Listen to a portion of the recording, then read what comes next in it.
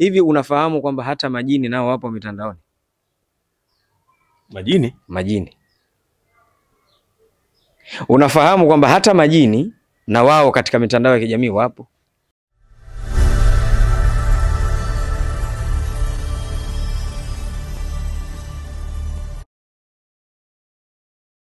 Na mtazamaji wa 69 Media, leo tumetembelea kwenye nyumba ama jumba zuri kabisa la Sheikh Sharif Said John, na hapa nimekaribishwa vizuri kabisa, na uzuri tuko naye hapa kuzungumza mengi ambayo nimekuja nayo hapa ni mazuri. Kwa hiyo itakuwa vizuri kama umesha subscribe hapo na kubonyeza hiyo alama ya kengele ili kupata taarifa ambazo tunakuletea kwa wakati kabisa.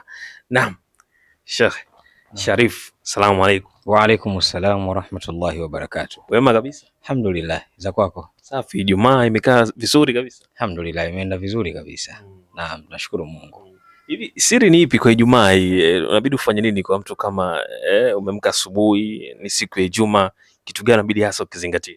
Ijumaa ni sayyidul ayyam, kwa maana ni bwana wa masiku au mama wa masiku. Kwa hivyo tunahusiwa kufanya sana ibada, kusoma sana nyiradi, kusoma suratul Kahfi ndani ya Qur'ani, hasa katika siku ya Ijumaa, na kuhakikisha unaswali swala ya Ijumaa na jamaa msikitini. Kuna fadhila nyingi sana, hasa ukiwahi. Kwa yule atakayewahi mapema anapata malipo ya ujira mfano wa mithili ya ngamia, atakayefuata baada ya huyo mfano wa mithili ya tembo, atakayefuata wa ng'ombe, atakayefuata baada ya huyo mfano wa mithili ya kondoo, mbuzi, kuku mpaka yai. Kwa hiyo muhimu kuwahi ili kuweza kupata ujira mkubwa zaidi katika swala ya Ijumaa msikitini. Naam. Sawa. Kwa hiyo Ijumaa mimi mwenyewe pia nimetumia vizuri kama wengine walivyotumia vizuri. Bwana, tumekuja hapa leo tuna mengi sana ya kuzungumza. Lakini moja kati ya yale ambayo yanaendelea kutrendi huko kwenye mitandao ya kijamii ni swala zima la 40 ya mtoto wa msanii Juma Jux na mpenzi wake ama mke wake Priscilla, Nigeria huyu. Sasa mambo yamekuwa ni mengi sana. Kwanza wale hawa walioana, ndoa ambayo ilifungwa Kiislamu, baadaye pia tukaona kuna ndoa ya kitamaduni, ikafanyika na ndoa nyingine ambayo alivaa suti na shela. Zilifanyika huko ndoa tatu. Hii imekaaje? Aise, ndoa inayotambulika katika dini yetu ni ndoa moja tu, ndoa ya Kiislamu. Ndoa nyingine tofauti na hiyo katika dini yetu sisi, kwa maana ndoa ya Muislamu na asiyekuwa Muislamu si ndoa. Na sharti la kwanza la wanandoa ili ndoa kuweza kuwa halali ni wawili hao kuwa Waislamu. Kwa maana kama ni mwanamke kama ni mwanaume alikuwa si Muislamu, basi inamlazimu kwanza asilimu, aingie katika Uislamu, alafu ndio taratibu za ndoa zifungwe ili ndoa hii iweze kuwa halali. Endapo mmoja wapo akawa si Muislamu wa dini nyingine alafu wakafunga ndoa, basi wafunge watakavyofunga katika sheria za dini yetu sisi, hiyo si ndoa, hao watakuwa wanazini. Sasa sina hakika kwa sababu sifuatiliagi sana masuala ya wasanii, lakini kama yule mwanamke alisilimu akafunga ndoa Kiislamu, baada ya kusilimu itakuwa ni ndoa. Ila kama hakusilimu, tatizo lingine unajua, binadamu mtu akishakuwa na kaumaarufu kidogo au akishakuwa na pesa kidogo, basi sheria za Mwenyezi Mungu huaga tunazichukulia poa poa sana. Kwa nini? Kwa sababu nina nguvu ya pesa, nina umaarufu, kwa hiyo ninajiweka katika level au status fulani ambayo naweza nikafanya chochote kile, alafu nataka kila mtu achukulie kawaida kwamba no, nafanya kile ninachokipenda. Wenyewe tunajiaminishaga kwamba asinafanya ninachokipenda. Hii ni dunia huru. Kwa sheria za Mwenyezi Mungu tunaziweka kando, tukiwa tunajisahau kwamba hata pumzi hii hatulipi sisi, ni Mungu tu ndo anayetupa bure. Lakini ikiwa yule mwanamke hajasilimu, narudia tena kwa herufi kubwa, hajasilimu, wakafunga ndoa, hapo hakuna ndoa shekhi, hapo hakuna ndoa. Kama Priscilla alikuwa hajasilimu, manake hakuna ndoa.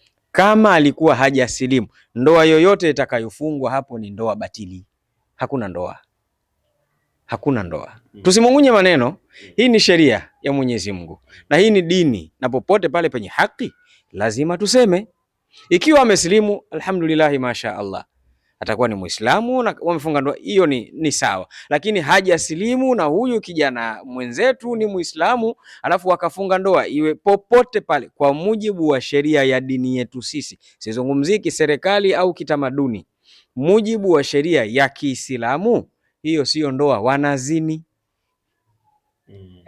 Huo ndio ukweli wake. Sawa. Na hivi karibuni kitu ambacho kina trendi zaidi ni 40 ya mtoto wao. Mtoto ambaye amezaliwa Canada, ameletwa hapa nchini, haonyeshi sura, lakini hata baada ya 40 yake sura bado hawaionyeshi.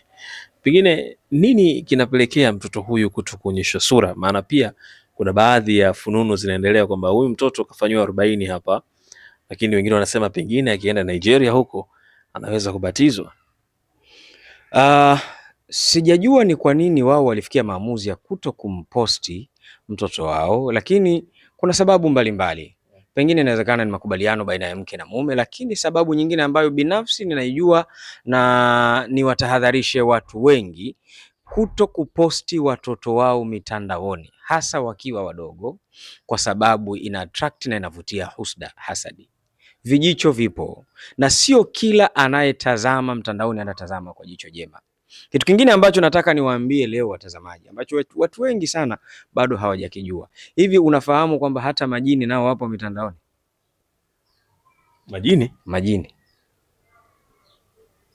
Unafahamu kwamba hata majini na wao katika mitandao ya kijamii wapo? Wanaperuzi kama tunavyofanya. Wanaperuzi, wanaangalia binadamu wameposti nini, wanafanya nini. Majini ni viumbe wenye akili timamu. Mungu anasema katika Qur'ani, wama khalaqtul jinna wal insa illa liya'budun, sijaomba majini na binadamu isipokuwa kwa ajili ya kuabudu. Bimaana kiumbe kilichoamrishwa kuabudu ni kiumbe chenye akili timamu. Siku ya Kiyama tutakavyohojiwa sisi kuhusu matendo yetu, ndivyo majini nao hivyo hivyo watakavyohojiwa kuhusu matendo yao. Kama walitenda mema watalipwa ujira mema, kama walitenda maovu watapata adhabu kali. Kwa hiyo majini ni viumbe ambao wana akili timamu kama sisi binadamu. Tofauti ni kwamba wale wameumbwa katika maumbile ya kuto kuonekana, sisi tumeumbwa katika maumbile haya ya kuonekana. Bimaana wao wanaweza kutuona sisi bila ya sisi kuwaona wao, mpaka ukitaka kuwaona kwa utaratibu maalum. Kwa hiyo mazingira yote tunayoishi majini wanayaona, wanatuona, na ndio maana siku hizi imekuwa rahisi sana majini kuwavaa wanadamu. Anaweza akaingia ndani ya mwili wako akafanya anachokitaka, au usingizini akakujia akakufanyia anachokitaka alafu akaondoka. Hivi kama anayaweza haya, atashindwa kuscroll mtandaoni? Kwa hiyo na wao wanakuwa na account au inakuwa hata majini wachafu na wao pia wanao uwezo wa kuingia katika mitandao ya kijamii wakafanya kama unavyofanya wewe na wakascroll. Sasa kama umemposti mwanao, sawa sawa, mtoto mdogo maskini ni maasum, innocent, ile ni roho safi, roho tahara, ukamposti mara kadhaa, ataangaliwa na wanadamu wenye macho mabaya, ataangaliwa na wanadamu wenye macho ya kichawi. Kuna watu wanatembea na uchawi mwilini. Si kila mwenye smartphone basi ameendelea, haujui uchawi. Kuna watu ni wanga na wachawi na wameendelea, sasa hivi wana smartphone na wao wapo vizuri tu. Tena wachawi wa siku hizi ni vijana wadogo tu, sio lazima wawe wazee kama tulivyozoea zamani. Siku hizi unaweza ukamkuta binti msichana mrembo, lakini usiku anapaka kabidhiwa mikoba na bibi yake kijijini. Siku hizi unaweza ukamkuta kijana mdogo wa miaka 8 usiku anatumikishwa kazi, anafanyishwa kazi, bibi yake anakuja anamfuata, pengine ndo mwenyekiti wa vikao vya usiku. Kwa hiyo wataangaliwa na watu wa design hiyo. Mwanao huyo anatazamwa na watu wa design, na kila mtu ana jicho lake, anatazamwa na hata hao majini wachafu. Mtoto huyu unamweka katika hatari ya kuhusudika, na hasadi inadhuru, hasa kwa watoto wadogo, kwa viumbe hivi ambavyo ni very innocent.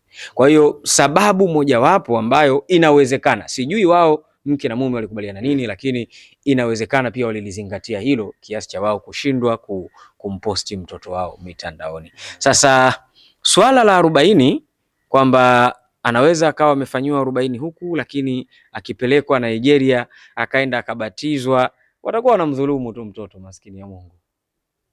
Kwa hiyo mtoto atakuwa wanamdhulumu. Kwa nini wamchanganyie mafaili? Kama wanaamua awe katika upande mmoja, basi awe upande mmoja.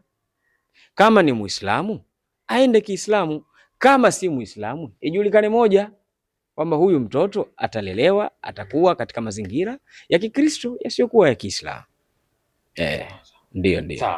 Sawa, mimi nimekuelewa kwa undani zaidi. Hapo umezungumza kuhusu swala la majini, kwamba kuna husda ambayo mtoto pengine anaweza kapatwa nayo kutokana na vile unavyomposti kwenye mitandao ya kijamii, lakini kuficha sura na kumposti alafu usionyeshe sura, yani hakuna shida kumposti, lakini kumuonyesha sura ndio ni shida.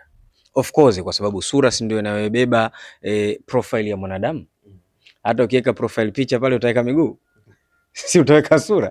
Of course. Kwa hiyo sura ndio inayobeba profile ya mwanadamu mzima kwa ujumla. Unaweza ukawa na kilema cha mkono, cha mguu, lakini usio na kilema cha kichwa, kwa maana huyu mwanadamu lakini hana kichwa, kwa sababu kichwa ndio kinachobeba sura ya mwanadamu. Kwa hivyo kama wamemposti vitu vingine na nini, hiyo juu yao, lakini pia wasanii na wao wanakuaga na mambo mengi, wakati mwingine kutengeneza attention, watu kutaka kujua zaidi mtoto yupoje, anafanana na baba au na mama, pengine inaweza kawa ni publicity stunt, na wao wamefikiria kufanya kitu cha namna hiyo.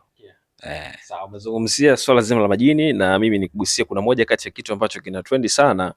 Kuna video inaonekana kijana anasema kwamba kuna uwezekano mkubwa wa mwanadamu ukafanya tendo na jini, tena ikiwa ni usiku. Kuna kitu unaweza kukizungumza, jini akija anaweza kaja katika umbile la kibinadamu na kukutana naye kama mwanadamu mwenzako. Nikasema nikutana na Sheikh Sharifu hapa, atanijibu hili swala kama linawezekana au la. Hilo bwana lipo. Hilo linawezekana. Na naomba nilifafanue hili. Unajua, katika dini ambazo zimebeba taaluma pana ni dini yetu ya Kiislamu. Kuna vitu unaweza ukavisema ambavyo kwa wenzetu wasiokuwa Waislamu wakatafsiri kama vile ni uchawi, kumbe hapana, ni taaluma, ni maarifa. Unajua ulimwengu huu umebeba maarifa mengi sana. Kuna ulimwengu huu tunaouona unaonekana kwa jicho hili, na kuna ulimwengu mwingine ambao hauonekani kwa jicho hili. Sasa inahitaji maarifa na taaluma kuweza kujua ulimwengu huo nao upoje, unaendaje. Sasa Uislamu unayo maarifa hayo. Jini unaweza ukajamiana naye. Kuna huyu jini mmoja anaitwa jini mahaba. Nianzie huku, nadhani ni jambo maarufu sana. Jini mahaba. Jini mahaba ni yule sheitani ambaye anaweza akakujia usingizini, sawa, iwe mwanamke iwe mwanaume, ukafanya naye tendo la ndoa. Na hata mtu mwingine, hata watazamaji watakuwa ni mashahidi kwamba anakwambia nilikuwa nikihisi kabisa, yani kama nusu nipo usingizini, nusu nipo macho, ninahisi kabisa ninafanya kile kitendo, na hata nilipoamka asubuhi nikajikuta tayari nimeshajichafua. Bimaana yule jini alikuja kweli, wakafanya kweli. Mwingine, kuna hawa mashaitani wengine wanaitwa makhudamu sihri, majini ya kichawi. Haya si majini mahaba. Hawa kazi yake ni kumharibu mwanadamu. Huyu anaweza akakujia ukiwa nusu umelala, nusu upo macho. Lakini shaitani huyu akafosi kukuingilia kilazima, sawa sawa, lakini akaupozesha mwili wako kwamba usiweze kutikisika kwa namna yoyote ile, usiweze kupiga kelele, usiweze kunyanyua mguu wala mkono mpaka yeye atakapomaliza shughuli yake. Akishaondoka ndio unakurupuka, unahema, jasho linakutoka, unakaa kitandani. Sijui umeelewa vizuri? Kwa maana jini anao uwezo wa kulifanya hilo. Vice versa, mwanadamu anapohitaji kukutana na kuingiliana na jini, anaweza akamuita wakakifanya kile kitendo. Kama jini mwenyewe anaweza akaja usiku akakufanyia hicho kitendo, basi mwanadamu anaweza akamuita yule jini kwa utaratibu maalum. Kuna njia zake, of course, kuna sehemu inabidi ukae, kuna maneno useme, kuna vitu ufanye, kuna udi zake uwashe, kuna mafuta yake lazima upake. Uwezi ukakurupuka tu, unaweza ukadhurika. Kuna mafuta yake lazima upake. Vitu ni vingi. Yule jini akaja ukafanya kile kitendo, alafu kila mtu akaondoka na zake, japo si kitu salama sana, kwa sababu yule ni kiumbe mwingine, na kiumbe yule Mwenyezi Mungu amemjalia uwezo wa kuweza kufanya mengi ambayo mwanadamu hawezi kuyafanya. Kwa hiyo inaweza ikatokea sasa umemuita, mkaja mkafanya hicho kitendo, mwenzako akanogewa, Alafu akakuganda wewe popote unapoenda akataka kufanya. Iwe mchana iwe usiku. Nishawahi kuona hiyo scenario kwamba kuna mtu mmoja yeye alipendwa na jini. Pendwa sana na jini. Yeye alikuwa ni mvuvi. Wale majini wa baharini. Alipendwa sana na jini na alikuwa na mke na watoto wawili. Yule jini akavunja ile ndoa. Kwa maana yule bwana alikuwa akienda kwa mkewe hafanyi kazi. Naposema hafanyi kazi nadhani umenielewa. Kikubwa mambo hayawi, yani jogoo apande mtungi. Akienda kwa mkewe hafanyi kazi kabisa kabisa. Katumia dawa zote. Lakini hakuna kinachoenda. Ile ndoa ikavunjika. Yule jini baada ya kuivunja ile ndoa akamganda sasa huyu bwana. Kila anapokwenda anataka tendo. Kwa maana akiwa anavua samaki kwenye jahazi lake yule jini yupo anataka tendo.